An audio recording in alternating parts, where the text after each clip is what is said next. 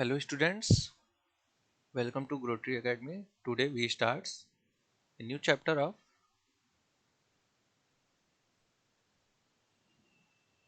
civics, chapter 4,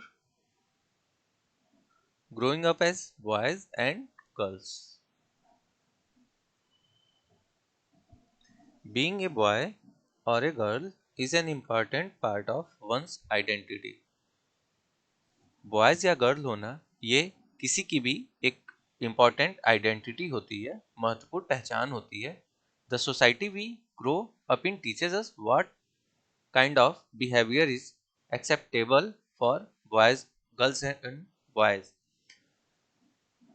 जिस society के बीच में हम बड़े होते हैं, जिस सोसाइटी के बीच में हम ग्रो करते हैं, उस सोसाइटी में हमें ये बहुत सी सारी चीज़ें सीखने को मिलती हैं कि किस तरह के बिहेवियर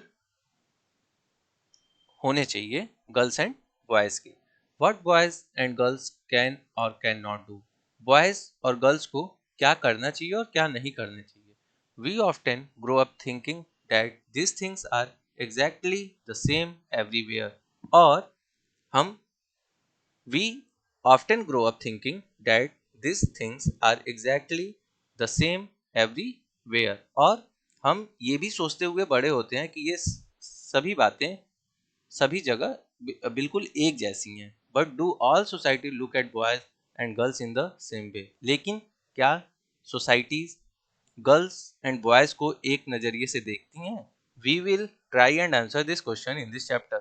इस चैप्टर में हम लोग इस क्वेश्चन के आंसर को फाइंड करेंगे. We will also look at how the different roles assigned to boys and girls prepare them for their future roles as men and women. और बॉयज और गर्ल्स को फ्यूचर में किस तरह से we will also look at how the different roles assigned to boys and girls prepare them for their future roles as men and women. Boys और girls को किस तरह के रोल असाइन किए गए हैं कि वो फ्यूचर में मैन एंड वुमेन के रोल्स के लिए प्रिपेयर खुद को कर सकें. We will learn that the most society value man and women differently. हम ये भी पढ़ेंगे कि बहुत सारी सोसाइटीज जो है वो मैन एंड वुमेन की वैल्यू को डिफरेंट तरीके से देखती है. और सबके हर एक सोसाइटी में कहीं पे वुमेन को प्रियोरिटी ज़्यादा दी जाती है तो कहीं मैन को प्रियोरिटी ज़्यादा दी जाती है. The roles women play and the work they do are usually valued less than that roles men play and the work they do. The roles women play. और वुमेन जिस रोल को करती हैं, जो महिलाओं की जो भूमिका होती है, and the work they do are usually valued less than the roles men play and the work they do. इस तरह से जो जिस काम को औरतों के द्वारा किया जाता है, उसी तरह पुरुष के द्वारा जो वर्क किए जाते हैं उनमें किस तरह के इम्पोर्टेंस हैं दोनों में. The roles women play and the work they do are usually valued less than the roles men play and the work they do. तो वर्क तो सबके सेम होते हैं, लेकिन हम लोग ये देखते हैं कि सोसाइटी में जो मेन के जो वर्क होते हैं उसको ज़्यादा लोग वैल्यू देते हैं as compare to women. This chapter will also examine how inequalities between man and women. इस चैप्टर में हम लोग हर एक इनइक्वालिटी के बारे में पढ़ेंगे कि किस तरह की इनइक्वालिटी हमें मैन एंड वुमेन के वर्क प्रोफाइल में देखने को मिलती है. Growing up in Samoa in the 1920.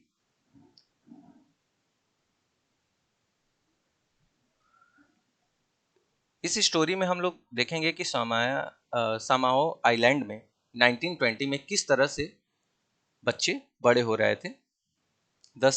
The Samoa island are part of a large group of small island in the southern part of the Pacific ocean. Samoa island जो है वो Pacific ocean के southern part का एक बड़ा भाग है. In the 1920 according to the research report on Samao society, children did not go to the school. और 1920 में एक रिसर्च रिपोर्ट थी समाओ सोसाइटी की, जिसमें यह बताया गया था कि चिल्ड्रन जो हैं वो स्कूल नहीं जाते हैं. They learn many things such as how to take care of children और do household work from older children and from adult. वे बहुत सी सारी चीज़ें सीखते हैं, such as how to take care of children और do household work for from older children. और वे स्कूल तो नहीं जाते हैं, लेकिन वे बहुत सी चीज़ें बच्चों और बड़ों से सीखते हैं, जैसे छोटे बच्चों की देखभाल करना, घरों में काम करना. Fishing was a very important activity on the island. Fishing जो है, मछली पकड़ना, एक बहुत बड़ा इम्पॉर्टेंट एक्टिविटी थी इस आइलैंड की. Young people therefore learn to undertake long fishing expedition, but they learn this things at different points in their childhood. इसलिए जो यंग पीपल थे, वे मछली पकड़ने के लिए दूर दूर की, मतलब undertake long fishing expedition, but they learn this thing at different points in their childhood. तो जो यंग पीपल थे, वो मछली पकड़ने के लिए ट्रेवल करना चाहते थे,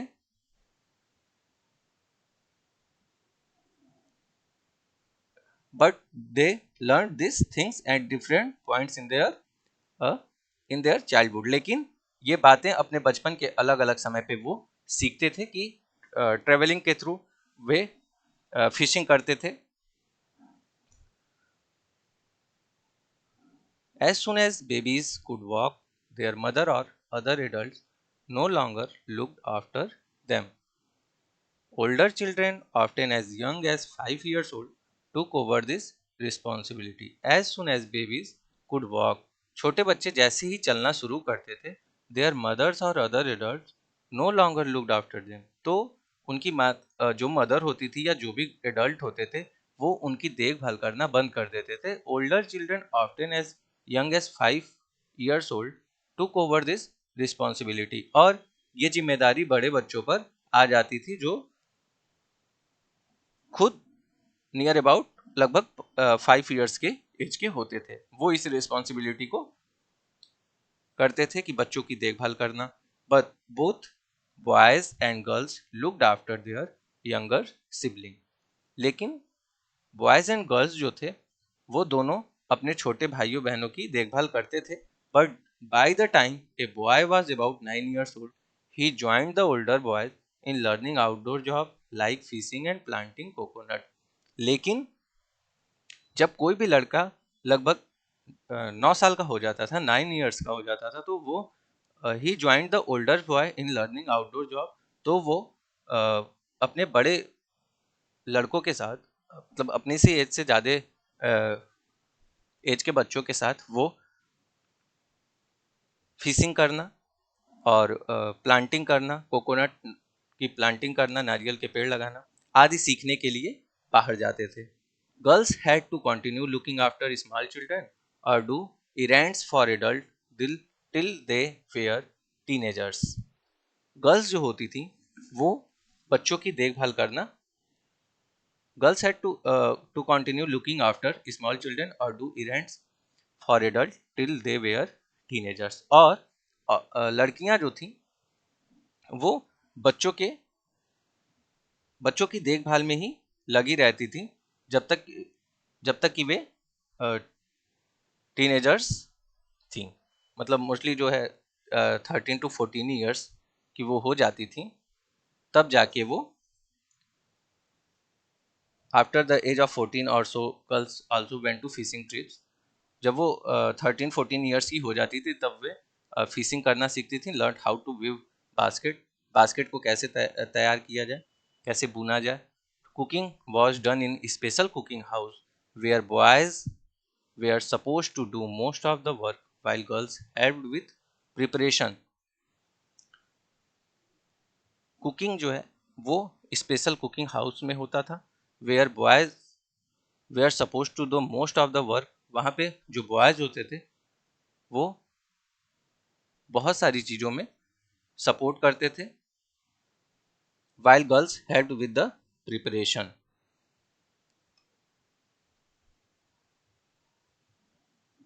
तो इस तरह से इस चैप्टर में समाओ आइलैंड में हम लोगों ने देखा कि किस तरह से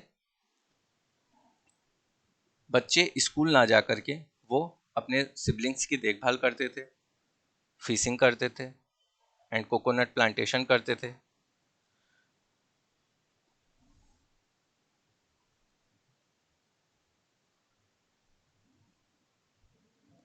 growing up male in Madhya Pradesh in the 1960। 1960 में मध्य प्रदेश में किस तरह से मेल ग्रो अप हुआ था उसकी स्टडी इस हेडिंग में हम लोग करेंगे। The following is adapted from an account of experiences of being in a small town on Madhya Pradesh in the 1960। ये जो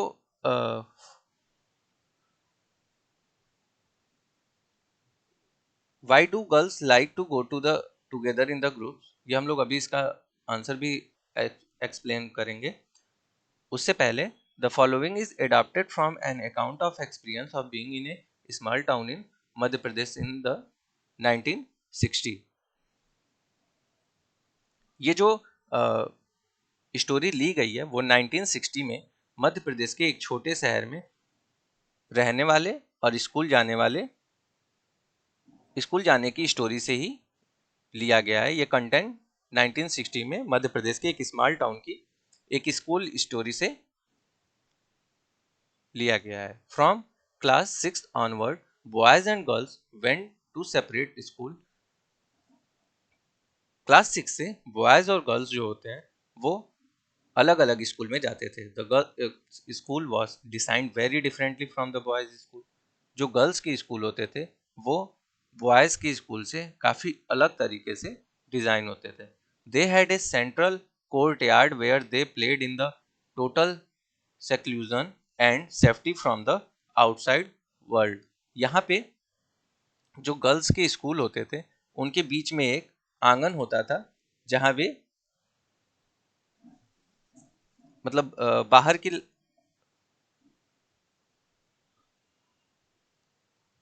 जहाँ पे वे बाहर की दुनिया से काफ़ी सेफली फील करते थे और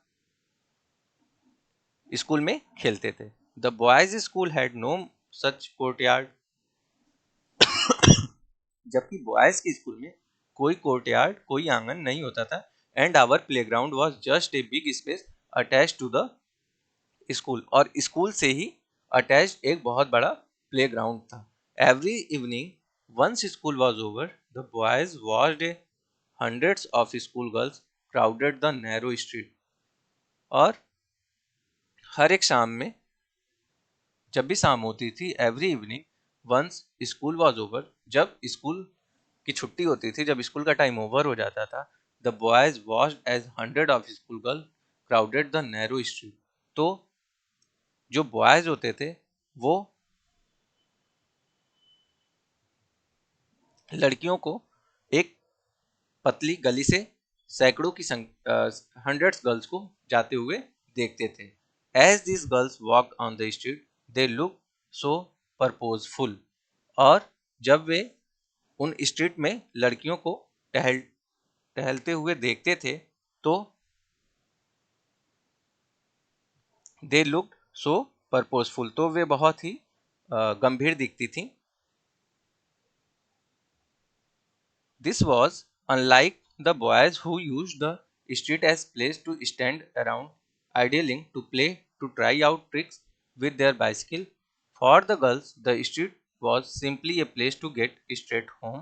The girls always went in group, perhaps because they also carried fears of being teased or attacked.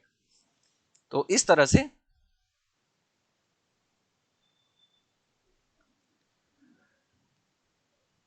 this was unlike the boys who used the street as a place to stand around idling। तो इस तरह से यह बात जो है वो लड़कों से अलग थी जो सड़क को रोड्स को अलग काम में यूज करते थे। जैसे वो सड़कों पे क्या करते थे, to try out tricks with their bicycle, वे साइकिल चलाते थे,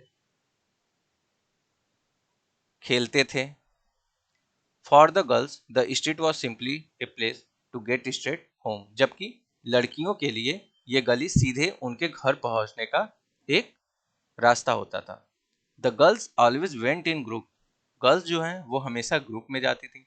perhaps because they also carried fears of being teased और अटैक्ड, क्यों? क्योंकि उनके मन में ये डर रहता था कि उनके ऊपर कोई अटैक ना कर दे। After regarding the two examples above, we realize that there are many different way of growing up. Often we think that there is only one way in which children grow up. After reading two example, ये जो to example हम लोगों ने ऊपर पढ़ा है, उसके बाद we realize that there are many different way of growing up. तो इससे हम ये रियलाइज कर सकते हैं कि हमारे बड़े होने के, हमारे ग्रो होने के कई तरीके हैं। Often we think that there is only one way in such children grow up, लेकिन हम ये भी सोचते हैं कि बच्चे जो है वो एक ही तरीके से बड़े होते हैं। This is because we are most familiar with our own experience if we talk to elders in our family. ऐसा इसलिए है क्योंकि हम अपने एक्सपीरियंस से ही सबसे ज़्यादा परिचित होते हैं। If we talk to elders, अगर हम अपनी फैमिली में एल्डर्स से बात करें, we will see that their childhood were probably very difficult from ours, तो उनके जो बचपन थे वो हमारे बचपन से बहुत ज़्यादा डिफरेंट थे।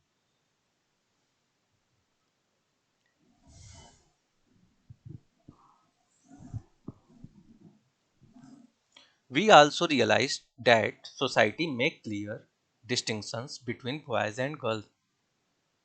हम ये भी रियलाइज करते हैं कि सोसाइटी जो है वो लड़के और लड़कियों के लिए,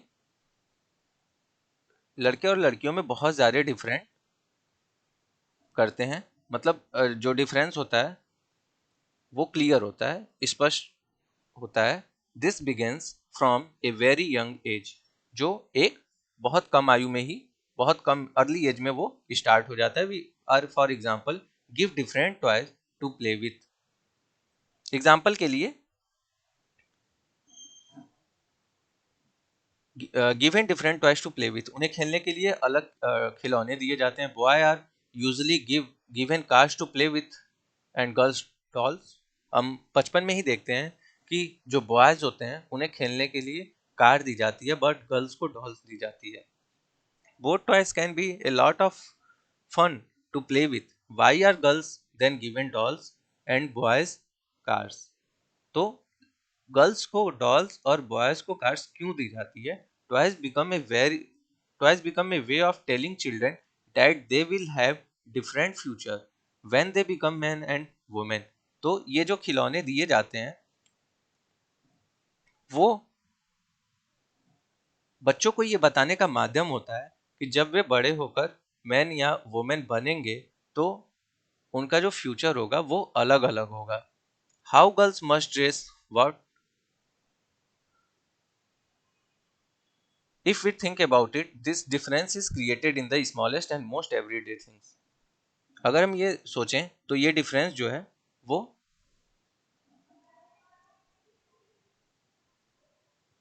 this difference is created in the smallest and most everyday thing. तो इस तरह से ये जो है, ये डिफरेंस जो है वो छोटी छोटी बातों में भी बनाकर रखा जाता है। How girls must dress, what games boys should play, how girls need to talk softly और boys need to be talk. तो इस तरह से गर्ल्स का ड्रेस बॉयज के ड्रेस से डिफरेंट होता है, टॉयज डिफरेंट है। What games boys should play, how girls need to talk softly, लड़कियों को जो है वो टॉक जो होती है वो काफ़ी सॉफ्टली होती है, लेकिन बॉयज़ की टफ होती है। ये सारे डिफरेंसेस हमें देखने को मिलते हैं। All these are way of telling children that they have specific role to play when they grow up to be men and women. तो इस तरह से ये जितनी भी चीज़ें हैं ये सारे बच्चों को ये बताने के तरीके होते हैं कि जब वे बड़े होकर मैन एंड वुमेन बनेंगे तो उनकी जो रोल होगी वो बहुत ही स्पेसिफिक होगी. Later in life his this affect the subject we can study और the careers we can choose. और बाद में ही हम हमारी लाइफ में इसका इम्पैक्ट पड़ता है और हमारी स्टडी पे भी इम्पैक्ट पड़ता है कि किस टाइप से डिफ्रेंशिएट किया गया है मैन एंड वुमेन को, मीन्स बॉयज एंड गर्ल्स को जब वो ग्रो कर रहे होते हैं. In most societies including our own the roles man and women play और the work they do are not valued equally. बहुत सारी सोसाइटियों में इंक्लूडिंग आवर ओन और हमारी in most societies including our own the roles men and women play or they do are not valued equally. Men and women do not have the same status. बहुत सारी सोसाइटियों में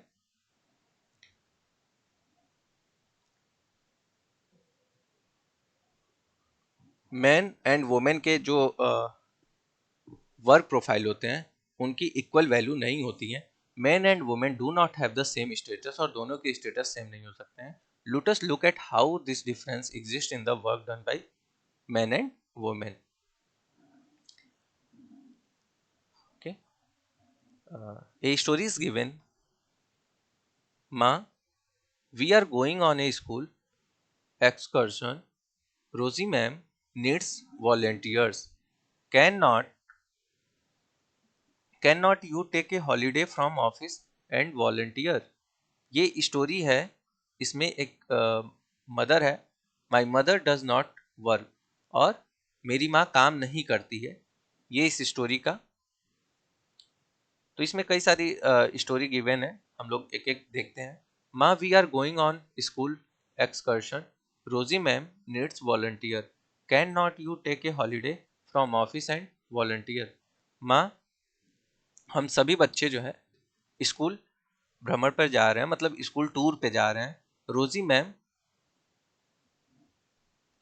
ma'am के साथ चलने के लिए किसी बड़े की, किसी वॉलंटियर की जरूरत है. क्या आप अपने ऑफिस से एक दिन की छुट्टी लेकर के मेरे साथ चल सकती हैं? Harmeet mothers always comes from excursion because she does not work. और अक्सर जो है हरमीत की माँ हमेशा आती हैं. क्यों? क्योंकि वो कहीं काम नहीं करती हैं. Sonali, how can you say that you know that Jaspreet aunty is up at 5 AM. Sonali, तुम ऐसा कैसे कह सकती हो कि जसप्रीत की माँ जो है, जसप्रीत आंटी वो 5 बजे उठ जाती हैं और अपने घर के सारे काम कर लेती हैं. Yes, but that's not real work, it is just house work. हाँ, बट वे कोई काम तो नहीं है, लेकिन ये है कि बस घर का काम है. Oh, that's what you think, do you? Let's go over to their house and ask Jasprit what she think. Oh, क्या तुम वाकई ऐसा ही सोचती हो? चलो ऐसा करते हैं कि जसप्रीत के घर चलते हैं और उससे पूछते हैं कि वे खुद क्या सोचती है. तो ये स्टोरी है.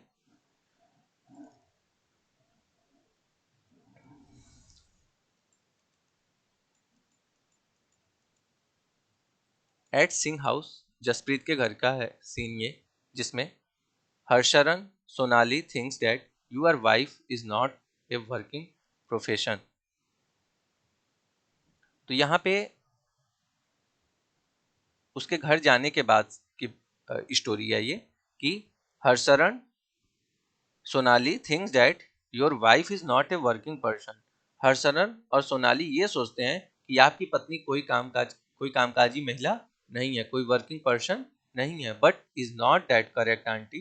माई mother is a housewife. She does not work. पर आंटी, क्या वाकई ये ठीक नहीं है? मेरी माँ तो घरेलू महिला है और कोई काम नहीं करती है.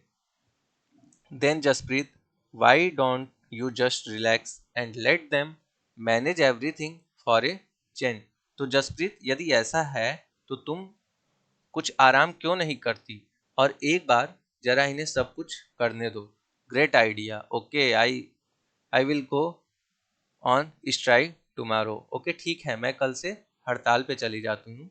What fun will we will take care of everything tomorrow with पापा। वह कितना मजा आएगा, हम पापा के साथ मिल करके काम को संभालेंगे। Next morning 7:30 AM। मॉर्निंग के सुबह 7:30 बजे। Oh God, look at the time. Where where is my breakfast? Why are not the children ready? हे भगवान, लुक एट द टाइम। समय तो देखो, मेरा नाश्ता कहाँ है? Why are not the children ready? और बच्चे अभी तक तैयार क्यों नहीं हुए हैं? How would I know? I am on strike, remember. Besides Mangala has also taken leave today. मैं क्या जानूं? I know I am on strike, remember. याद है ना, मैं हड़ताल पे हूँ। Mangala has also taken leave today, और मंगला ने आज ऑलरेडी छुट्टी ले रखी है। ओहो, दैट्स द स्कूल बस।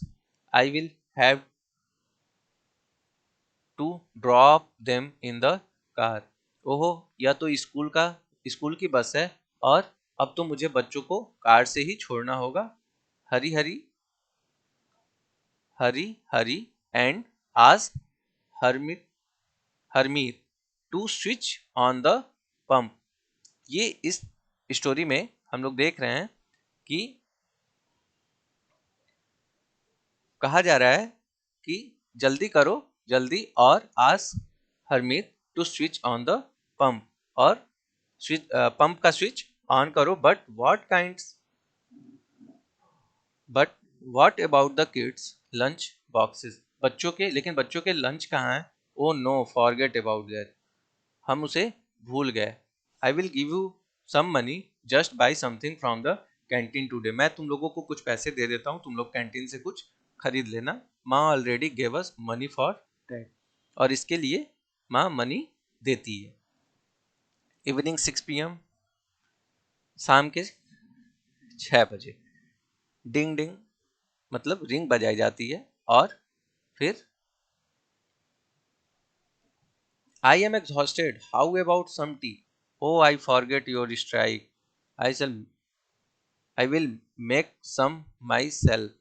मैं तो बिल्कुल ही थक चुका हूँ। How about some T?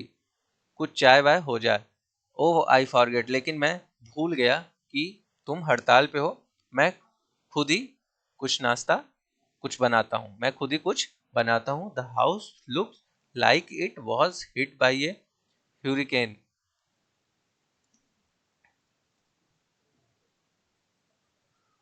This house looked like it was hit by a hurricane. Did you expect it to remain in exactly the same condition in which you left it this morning, dear? घर तो देखो, जैसे कि यहाँ कितना तूफान मचा हुआ है। ये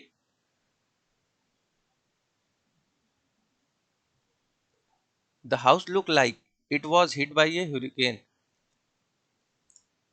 घर तो देखो, जैसे यहाँ पे तूफान मचा हुआ है। Did you expect it to remain exactly the same condition in which you left it this morning? तुम क्या सोचते हो कि सुबह तुमने घर की जैसी हालत में छोड़ा था, वैसी ही हालत में दिन भर रहेगा? Harmeet, where on earth are the tea leaves? Harmeet, चाय की पत्तियां कहाँ रखी हुई हैं? चाय की पत्तियां कहाँ रखी हुई हैं?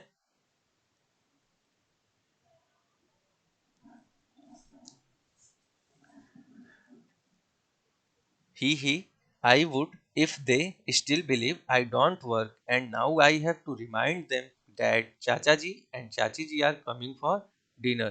क्या अभी भी वे सोचते हैं कि मैं काम नहीं करती हूँ, और अभी मैं उन्हें याद दिलाऊंगी कि चाचा जी और चाची जी रात में खाने पर आने वाले हैं। तो ये स्टोरी थी हरमीत की। Valuing housework, Hermit's family did not think that the work Jaspreet did within the house was real work. This feeling is not unique to their families. Across the world, the main responsibility for housework and caregiving tasks, Harmeet की family को ये नहीं लगता था कि जसप्रीत घर का जो काम करती थी वह वास्तव में काम था। दिस क्यों? क्योंकि वो कोई ऑफिशियल वर्क नहीं करती थी, वो सिर्फ हाउसवर्क करती थी। इस वजह से उसकी फैमिली को, हरमीत की फैमिली को ये नहीं लगता था कि जसमीत घर का जो काम करती थी वह वास्तव में एक काम था। This feeling is not unique to their families. उनकी फैमिली में ऐसी भावना का होना कोई नई बात नहीं थी। Across the world the main responsibility for house work and care giving task, सारी दुनिया में घर के काम को, मतलब जो औरतें घरों में काम करती हैं, across the world the main responsibility for house work the care giving, देखभाल करने वाला task, looking like looking after the family, और परिवार का ध्यान रखना, स्पेशली चिल्ड्रन, खास करके बच्चों का, the elderly and sick members, बड़े और बड़े और बीमार लोगों का, लाइज विथ वुमेन, ये सारे काम जो है औरतों के द्वारा ही किया जाता है। लेकिन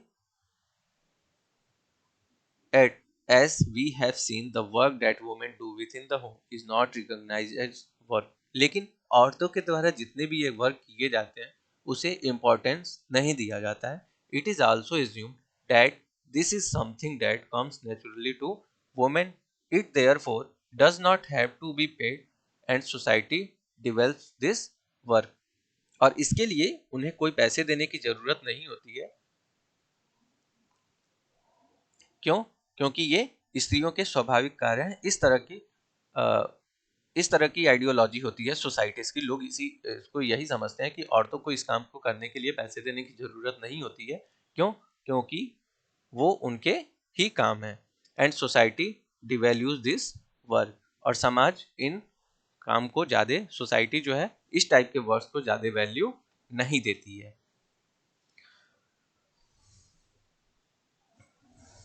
Some questions given in your textbook. Okay.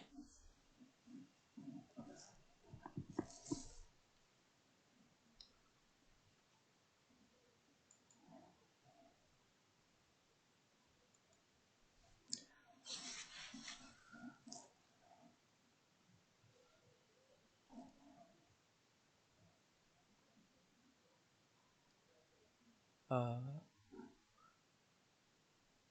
Question 1 is a activity type of questions. Okay.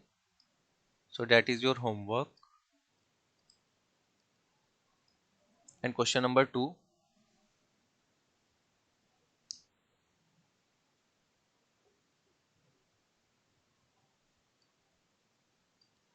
So 1 and 2 both are activity based questions.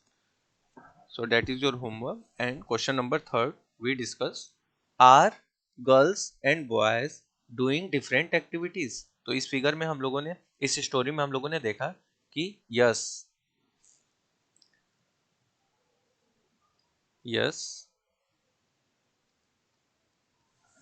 girls and boys doing differently activities. Can you think of reason why this is might be so? कोई reason?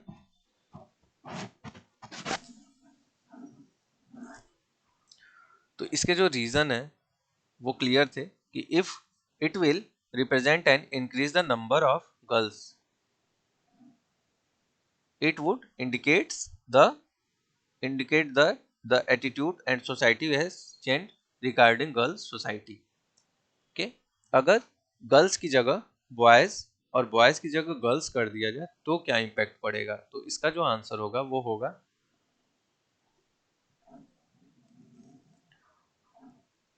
If you replace the girls with boys, it will represent an increase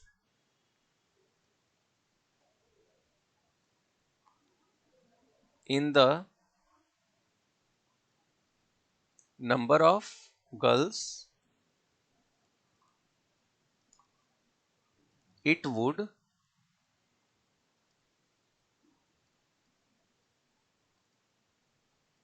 indicate that the attitude of society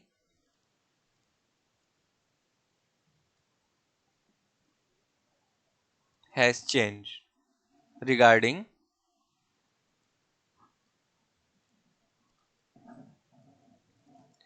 girl.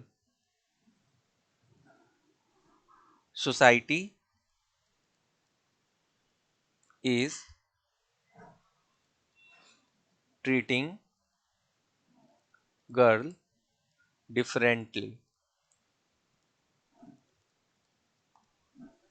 But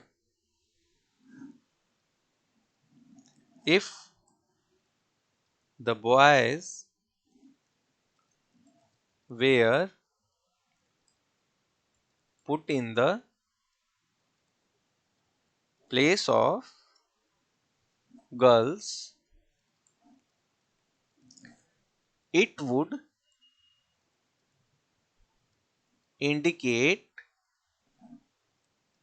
that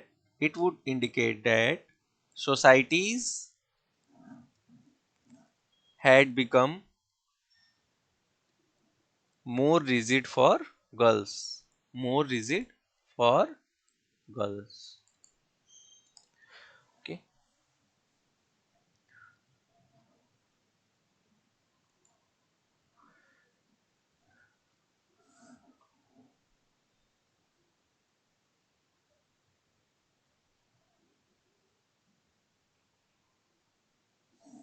Next heading, lives of domestic workers. Domestic worker की life कैसी होती है, उनका जीवन कैसा होता है. In the story Harmeet mother was not only one who did not house work. ऊपर की स्टोरी में, ऊपर जो स्टोरी हम लोगों ने पढ़ा है उसके बेस पे Harmeet mother was not only one who did the house work. सिर्फ हरमीत की माँ ही एक ऐसी मदर्स नहीं है जो हाउस वर्क करती हैं. A lot of the work was done by Mangala their domestic helper.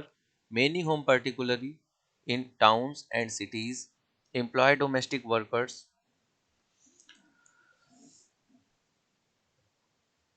काफ़ी जो बहुत सारा वर्क होता है वो मंगला करती थी. काफ़ी सारा काम मंगला के द्वारा किया जाता था जो उनके घरेलू काम में उनकी हेल्प करती थी, जो हेल्प के लिए लगाई गई थी.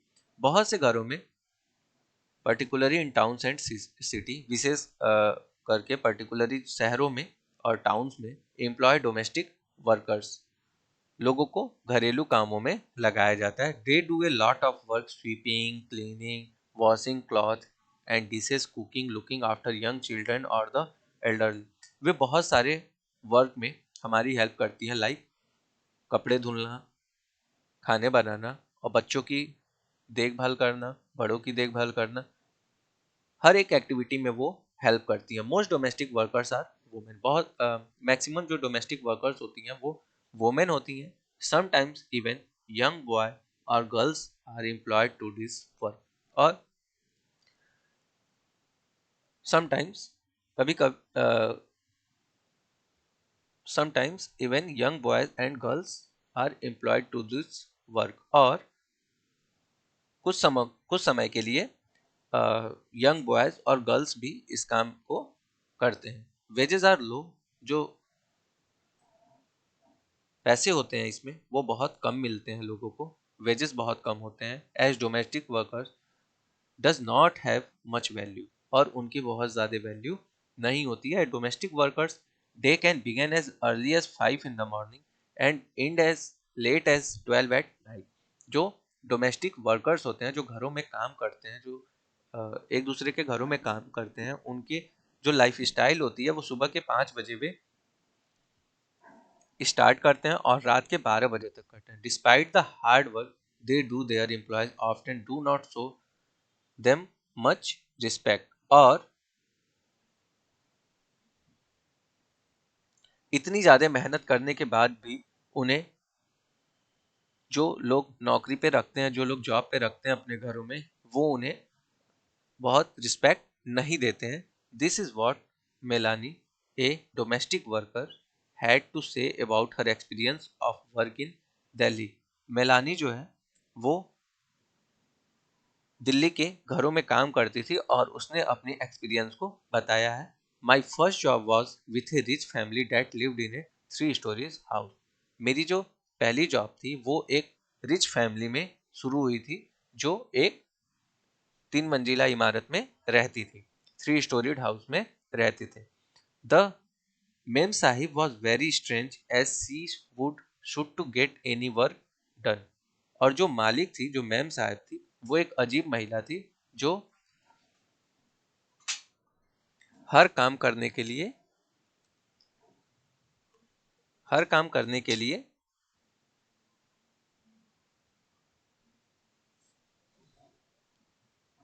चिल्लाती थी। मतलब बहुत ही उसे, मतलब अक्सर जो होता है वो जो वर्कर्स काम करते हैं उनसे, उनके साथ जो है वो रिस्पेक्टफुल बिहेवियर नहीं किया जाता है ऑनर के थ्रू। तो उसी को वो एक्सप्लेन कर रही है कि जो मैम साहिब थी, वो memsahib was very strange as she would should to get any work done. जो मैम साहब थी वो बहुत ही अजीब महिला थी और वो हर एक काम को करने के लिए चिल्लाती थी। मेरा काम रसोई का था। My work was in the kitchen, there were 2 other girls who did the cleaning. मेरा काम किचन का था और जो अदर 2 गर्ल्स थी उनका काम सफाई का था। Our day would begin at 5 o'clock। For breakfast we would get a cup of tea and 2 dry rotis. और मेरा काम सुबह 5 बजे शुरू होता था।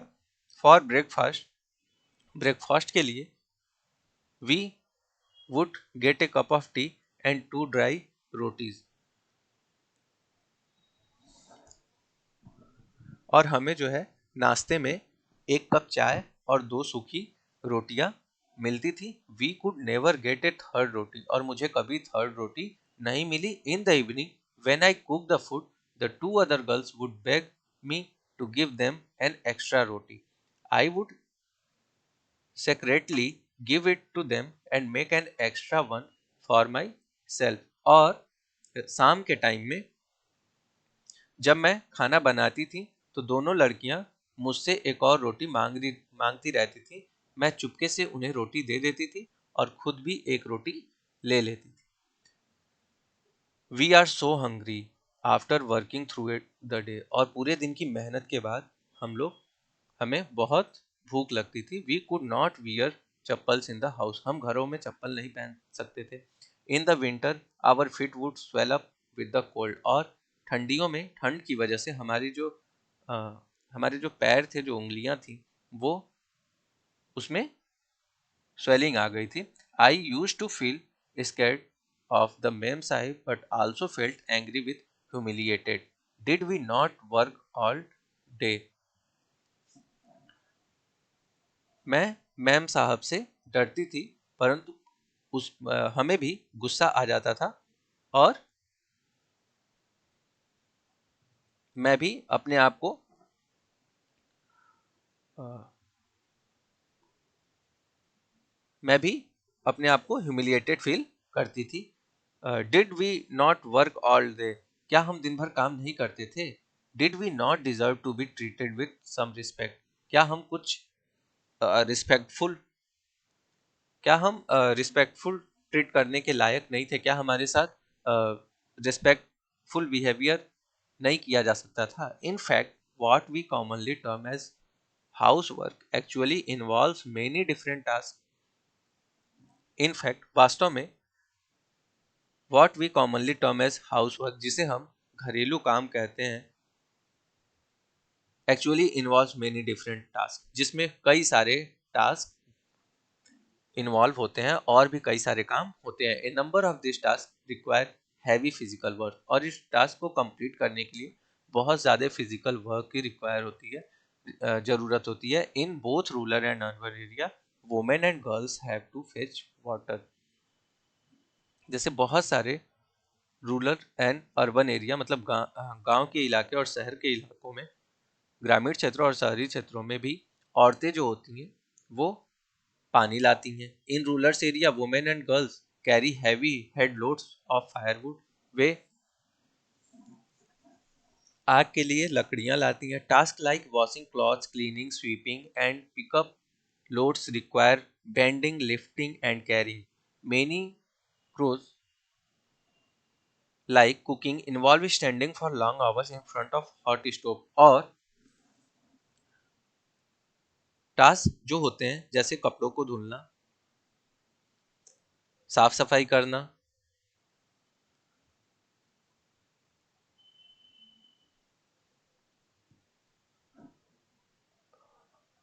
And some extra task given here. तो इस तरह के टास्क जो हैं वो रूरल्स एंड अर्बन एरिया में वुमेन एंड गर्ल्स के थ्रू किए जाते हैं। The work women do is strenuous and physically demanding work that we normally associate with men. Another aspect of housework and caregiving that we do not recognize is that it is very time consuming. In fact, we add up housework and the work women do outside the home, we find that women spend much more time working than men and have much less time for leisure. तो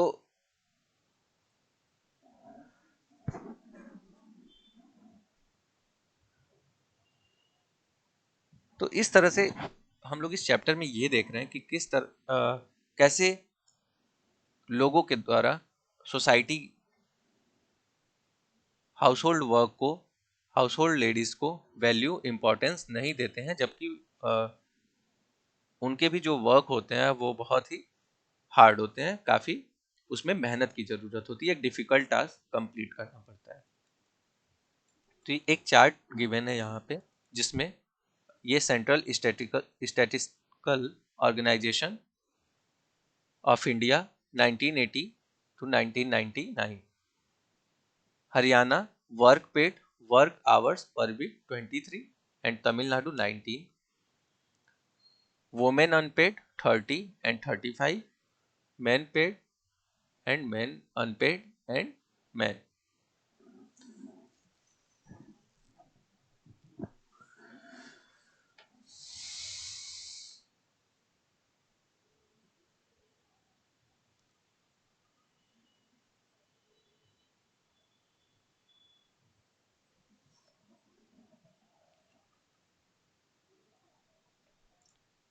and next questions, women works and equality. Women works and equality. As we seen, the low value attached to women's household and caregiving work is not individual or family matter. As we seen, the low value attached to women's household, हम लोगों ने देखा कि औरतों के जो घरेलू काम होते हैं, हाउस होल्ड के काम होते हैं, उसके कामों को लोग ज़्यादा महत्व नहीं देते हैं। And care giving work is not an individual और फैमिलियर मैटर। और ये एक फैमिली का या किसी पर्सन का मैटर नहीं है। It is part of a larger system of inequality between man and women. बल्कि वो एक लार्ज सिस्टम है जो मैन एंड वुमेन के बीच में इक्वलिटी फॉर्म करता है। It therefore has been dealt with through action not just at time level of the individual or the family but also by the government। It therefore has to be dealt with through action not just at level of individual or family but also by the government। इसके समाधान के लिए इसका resolution तभी हो सकता है जो कार्य किए जाने हैं। As we know equality is an importance sorry it therefore has to be dealt with through action not just at the level of individuals or the family but also by the government। और इसके लिए इसको ख़त्म करने के लिए वो सिर्फ एक फैमिली या सोसाइटी बेस्ड नहीं होने चाहिए बल्कि गवर्नमेंट बेस्ड भी होने चाहिए कि गवर्नमेंट कोई ऐसी पॉलिसी लाए जिससे हम इस अनइक्वालिटी को दूर कर सकें। As we know, equality is an important principle of our constitution. जैसा कि हम जानते हैं कि इक्वालिटी जो होता है वो हमारे कॉन्स्टिट्यूशन का इम्पॉर्टेंट प्रिंसिपल है। The constitution says that being male और female should not become a reason for discrimination.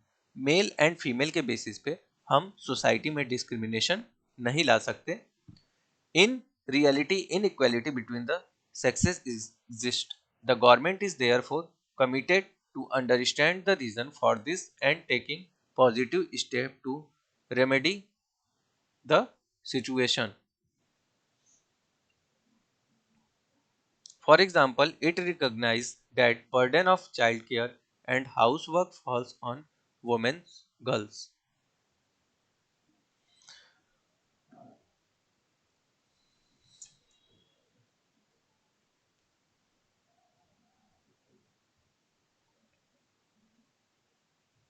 The government is therefore committed to understanding the reason for this and taking positive steps to remedy the situation.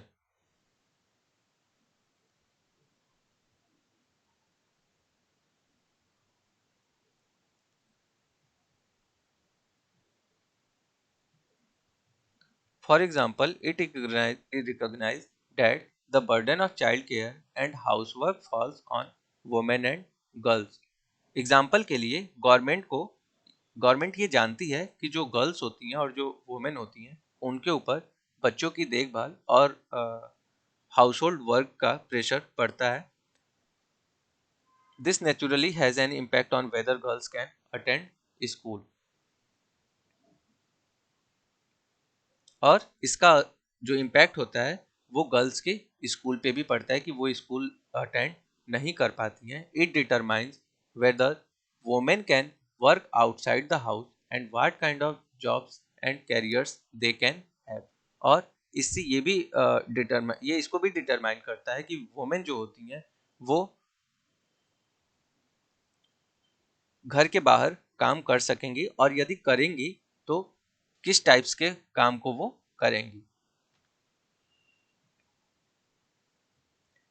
The government has set up anganwadis और child care centres in several village in the country. Government के द्वारा आंगनवाड़ी और child care centres कई गांवों में country के कई several village में कई गांवों में खोले गए हैं जिसमें औरतें जो हैं वो वर्क करती हैं। The government has passed law that make it mandatory for organisation that have more than 30 women employ to provide creche facilities. The provisions of creches help many women to take up employment outside the home. ये जो government ने एक ऐसा law बनाया है जिसमें किसी भी ऑर्गेनाइजेशन में वुमेन्स की जो मेंबर ऑफ वुमेन एम्प्लॉय हैं उनकी जो नंबर है वो 30 से ज़्यादा है तो उसे क्रेस की फैसिलिटी देनी होगी। इस क्रेस की फैसिलिटी की वजह से औरतों को बाहर जाकर काम करने में सुविधा होगी। It also make it possible for more girls to attend school और इससे बहुत सारी गर्ल्स को स्कूल जाना भी पॉसिबल हो सकेगा।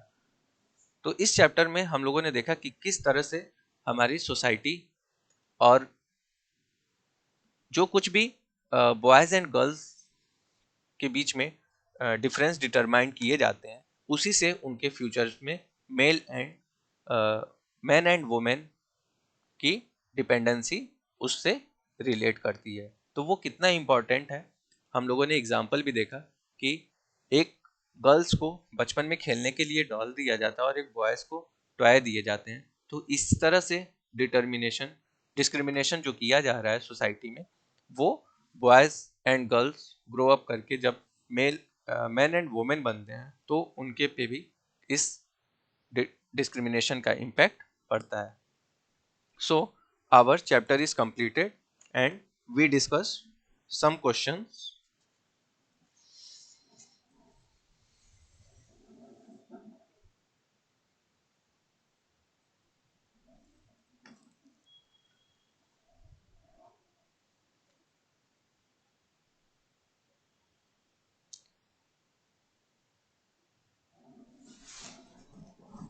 first, second and third. Were Harmeet and Sonali correct in saying the Harmeet's mother did not work?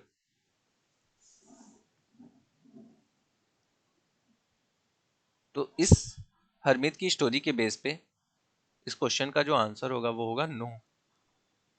No,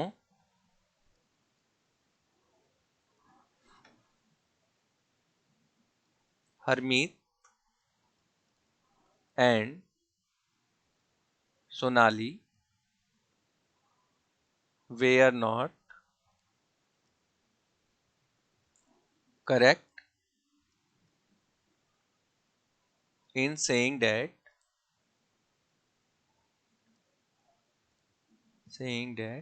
Harmeet mother did not work. Okay. And question number 2 given.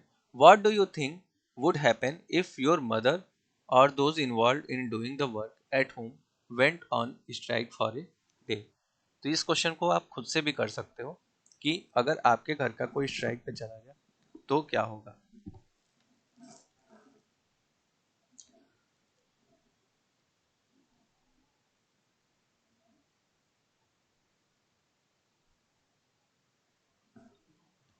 तो जो problem होती है अगर mother strike पे चली जाए तो I have not bring breakfast. जो छोटे बच्चे होते हैं उन्हें मदर नहलाती भी हैं। So I would have been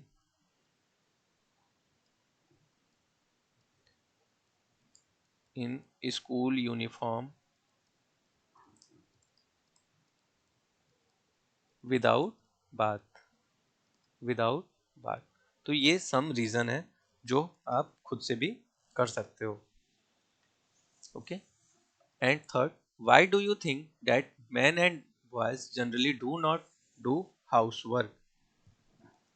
तो ये तो हमारी सोसाइटी में एज्यूम्ड होती है कि so answer of question number 3, it is assumed in our society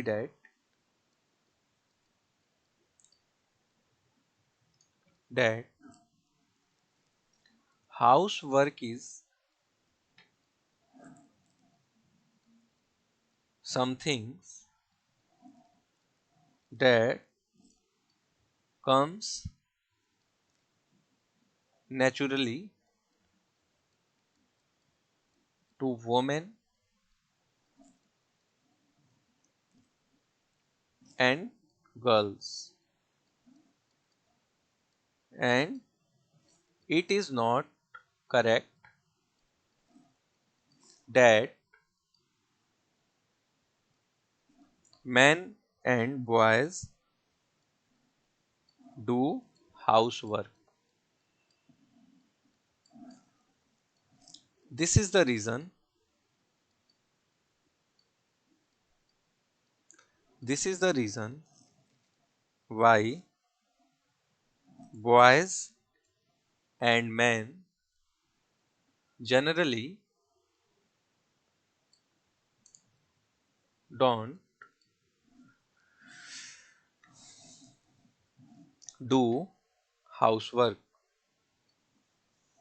Housework, but I think men and women. But I think men and women. Sorry, but I think men and boys should also help women in doing housework. So that is the reason and answer of the question number third. Why do you think that men and boys generally do not go do housework? Do you think they